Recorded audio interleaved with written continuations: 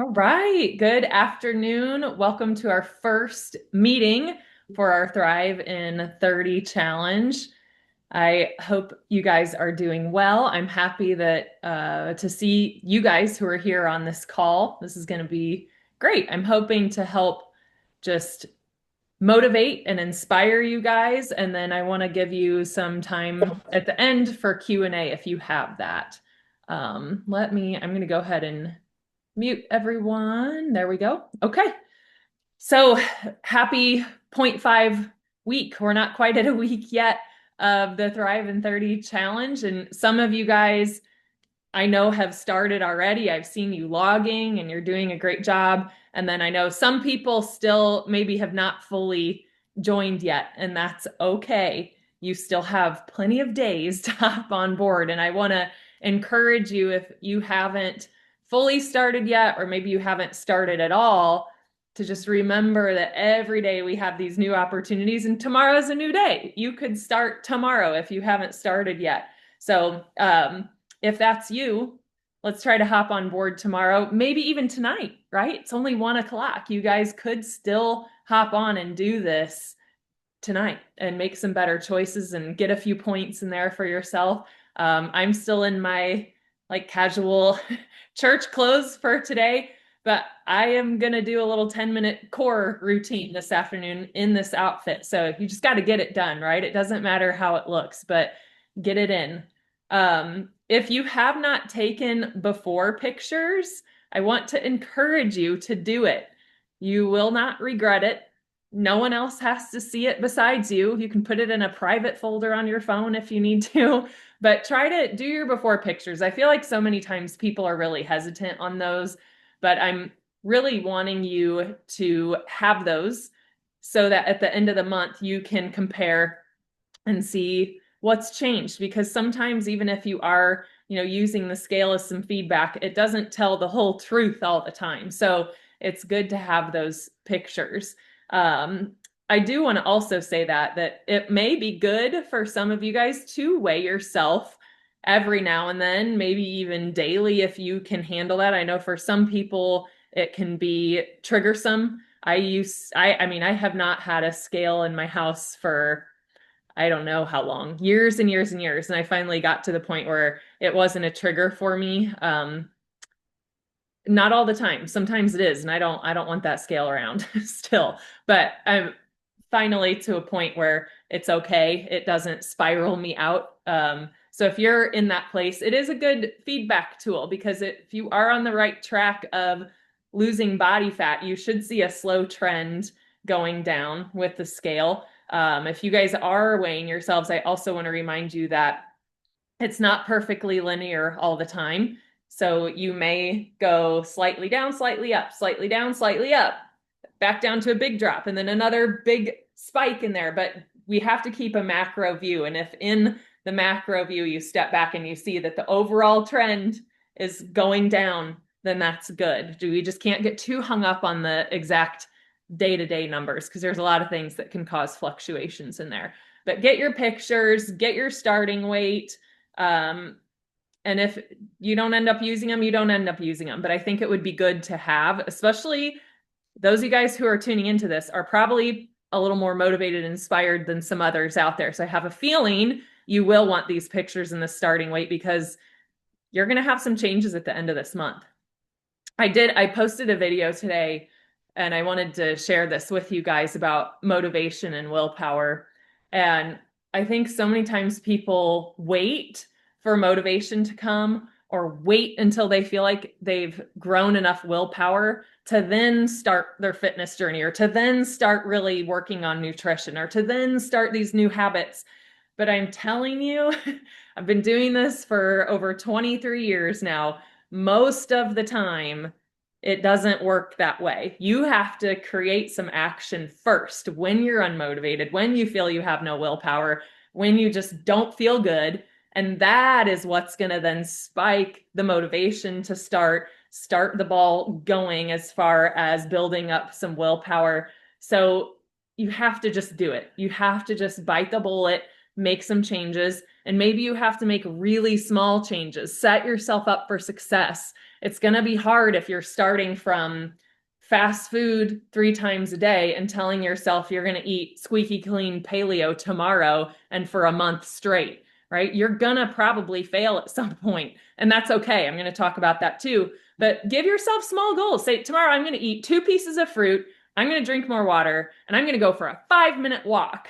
And that's my starting point. And if you can do that, you're going to wake up the next day and be proud that you accomplished your small goals, and you're going to feel more motivated. You're going to feel like you have a little more willpower and say, hey, I'm going to do it again today. And you know what? I'm going to do 10 minutes instead of 5. And maybe I'm actually going to give myself a goal as far as ounces of water go. So it starts to build before it's there. So you just have to do it. Just bite the bullet and do it. You will not regret it. A couple other things I want to go over is to maybe take some time to reflect about, where are you struggling the most, or where do you think you will struggle the most, and what can you do to set yourself up for success? So if it is consistency with your fitness, you think the 10-minute goal a day every day for the rest of the month is going to be a challenge for you, how can you set yourself up for success? Is that waking up 10 minutes early, 15 minutes early, so that you can go for a super fast, power walk outside before you go to work in the morning? Is it setting an alarm on your phone so that you can get up and do, a minute of air squats 10 times a day while you're working? What can you do to set yourself up for success and make it easier for yourself where you know you're going to struggle? If it's nutrition, how can you help yourself out? Is it preparing your meals in advance? Is it maybe ordering your groceries online if you're one of the people that's tended to grab stuff when you're in person at the store? Like, what can you do to work on the piece that you're struggling on? What can make it easier? How can you set yourself up to be more successful? Then I wanted to talk about falling off, because it's probably going to happen. The end of January, it's close, but yet far away. So there's likelihood that sometime during this month, you're going to have one of those days where you may not log any points. Maybe you won't have that happen, but long term, right? If this is going to be a lifestyle where you're eating healthy and that's just your norm, you're working out consistently, that's your norm, you're working on your mental health, you're drinking lots of water, there's going to be days where you feel like you have fallen completely off the wagon, maybe even longer than days, maybe weeks, maybe months. It's not about not falling off the wagon, because it's going to happen. It's about how quickly you can get back on that wagon. It's right beside you all the time. And sometimes when we fall off, we just refuse to get back on. We're like, I screwed myself over. I'm in way too deep. I'm done. I messed it up. I had a bad Friday night. Screw it. Saturday and Sunday, I'll start Monday again, right? I did so bad already. But how different would it be if you had that Friday night and you tell yourself, it's okay, tomorrow morning, I'm just getting right back on. I'm starting right back where I left off. It's not a big deal. That's the mindset. Those are the type of people that have long-term success, are the people that don't let themselves get so down on when they quote unquote fail. So we can't let those down times and off times get to you. And it's part of the journey. It's just like playing sports. People aren't, professional. Well, maybe it's a little different with the professionals, but think about if you played sports, you have an off season, right? You're not playing basketball games year round with no off time at all. There's always going to be a little bit of an off season here and there. And the same is true with your fitness and nutrition and lifestyle. There's just going to be periods in your life, whether you make it happen or you don't make it happen. Maybe there's a family emergency. There's just going to be times where that happens and you can't really be at your best, and you can't let you spiral you out of control and completely get off track. You've got to have this view that you're doing health and fitness and nutrition for your life. And it's okay if you have these periods off. It's way easier to get back on track when you're forgiving to yourself and when you give yourself grace. Okay. That was my spiel for you guys today to hopefully kind of just rile you up, kick you in the butt a little bit. Actually, I have a couple more things I wanted to say. With fat loss, I touched on this a little bit on the intro video if you watch that. And I really want to remind you guys of this because I think it's important. And I know most of you are probably here because you want to lose some body fat. Putting on muscle is great too, but I'm sure all of us want to be leaner, right? Losing fat is not easy. It is hard. It takes hard work. It takes a lot of commitment. It takes a lot of discipline. It takes a lot of getting uncomfortable. You're going to probably have a lot of food cravings. You are going to be hungry. You're going to feel a little like maybe on the edge, a little irritated. When your body's losing fat, you're pushing it out of its comfort zone. And when we're in our comfort zone, we're comfortable, right? It's the same thing we're doing all the time that we're used to doing. And that's where we're at now, or maybe a few days ago. You were in your comfort zone, kind of eating things that you wanted, maybe not pushing yourself so hard to be consistent with fitness. But to make change, you've got to make change. So you have to do something different. And what you've been doing is what's gotten you to where you're at now. So if you're wanting to get to a different point, we have to change things. And change is uncomfortable, change is hard, but it will get easier. And just like I talked about with motivation and willpower, when you start to see results, when your clothes are fitting better, when your energy starts to spike back up, when you start to see a change in your physique, that's going to motivate you. And then all of a sudden, these days that feel so hard and like so much work, and you're fighting to eat the right things and stay on track, it becomes easier because you're like, hey, you know what? These hard days are paying off and I can do this. And it just changes everything. So hang in there and try to push yourself. Take it one day at a time because it is hard.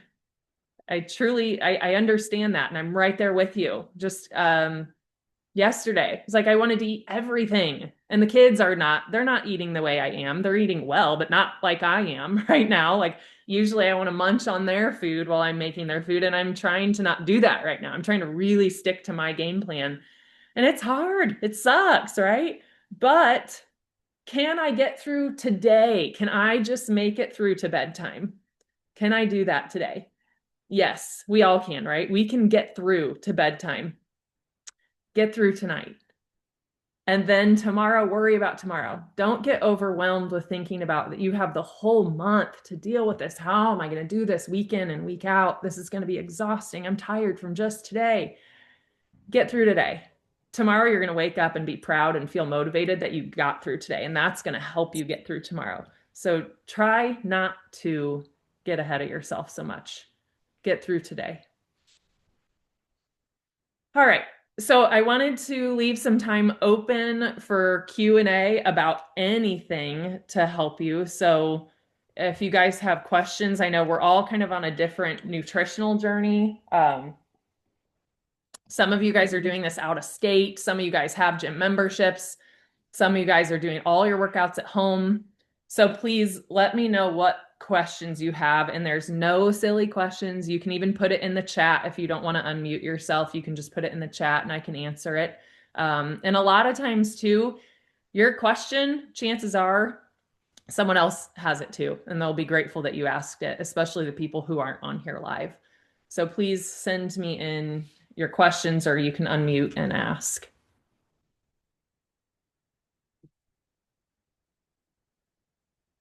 And if there's none, that's okay too. I know you guys are a smart bunch. Okay.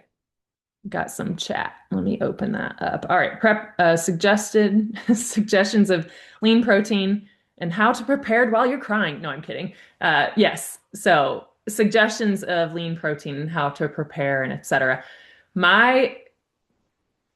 So I'm super lazy with meal prep. So what I like to do is bake my food as much as possible. So get it seasoned with whatever you want to use, salt, pepper, garlic, a little bit of, if you use olive oil or whatever, put it on a baking sheet and bake it till it's nice and golden and then bring it out. And I do that in batches. So that's where I go with that stuff. It's just minimal prep. You can put it in the oven and forget about it. I know a lot of people like to use the air fryers. I don't have one of those, so I'm not the best to give advice on that. But I would say do a little bit of bulk. You don't want to overdo it because sometimes then that goes to waste. But um, I, that would probably be my thing is like chicken breasts, a bunch of them on a tray. I do a lot of tofu.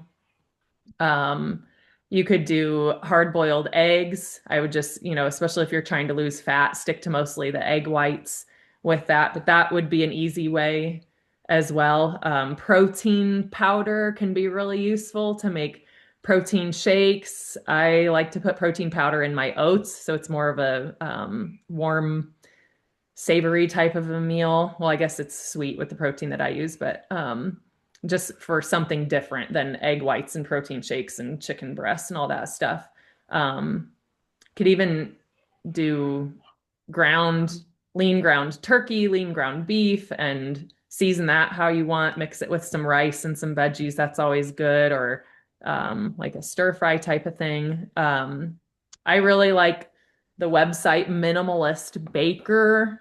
She has tons of recipes out there with really minimal ingredients and clean ingredients. They're usually really quick to make as well and very easy to make in bulk. You can adjust the recipe to how many servings you want. So I hope that gave you a little bit of ideas. And if you guys ever want to chime in too, I know some of you guys have done like 20 years of these challenges with me. So you can chime in if you need to. Who else has questions or comments? Hey Molly, I've got a question about protein. Generally, I like to eat a lot of non-fat Greek yogurt and then low-fat cottage cheese. Do those count? Like I'm doing kind of the eat six servings of produce and 3 to 4 servings of protein. It's not doing this for strict and Mhm. this time. Can I count the cottage cheese and the low for the non-fat yogurt for protein? Is that the main source of protein at the meal? It's not like the first several days was because I hadn't really had a chance to get all my protein like shop done, but now I think it's gonna be more of just uh, kind of maybe a secondary source. Okay. I mean, Yeah. it might be like that third or fourth, you know, Yeah. serving. I would say maybe look at grams of protein because you could adjust your serving Okay. size if you needed to. So I would try to get for you probably like 25-ish grams of protein per meal that you're having with the meal Okay. plans that you're kind of following. So you may just need a little bit more, or maybe mix in some protein powder with your Greek yogurt, something like that. Mhm. If that's gonna, I don't know, that might be more helpful instead of thinking a different way. But does that help? Okay. Yeah, that definitely helps. Thank you. You're welcome. Mhm. Looks like I'm freezing up a few times. I'm sorry, guys. Hopefully, this isn't too bad of a connection. Who else has questions?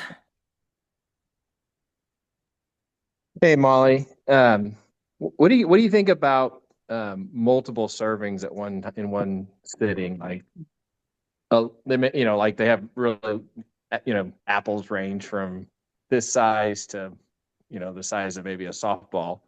Yeah. If you have large fruit, like that's what I've been kind of doing. I don't know if I'm not doing like just one giant meal of fruit and calling it six, but like maybe 4 servings and 2 of those servings are double, let's say. Is that all right? Yeah, that's totally fine. I think any way you can get it in is great. And any way you can get more in, that's great too. So I think what you're doing is totally fine. And honestly, I don't even have a problem with if people do, like sometimes I'll do a fruit plate where it's literally 6 to 8 probably servings of fruit all at once. And sometimes I'll just do that. So you could even, I don't care. It doesn't have to be meal by meal. You can get it in any way that you want is great. So good job.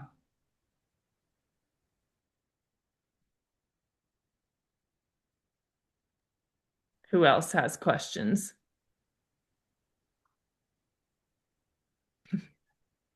think the kids are trying to creep down here. So if you guys hear anything.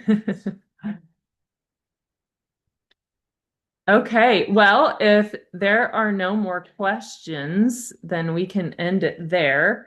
Don't forget to be logging in SugarWOD every day as much as you can. If any of you guys, we've had a couple people who were having trouble figuring out where to log, how to pull it up.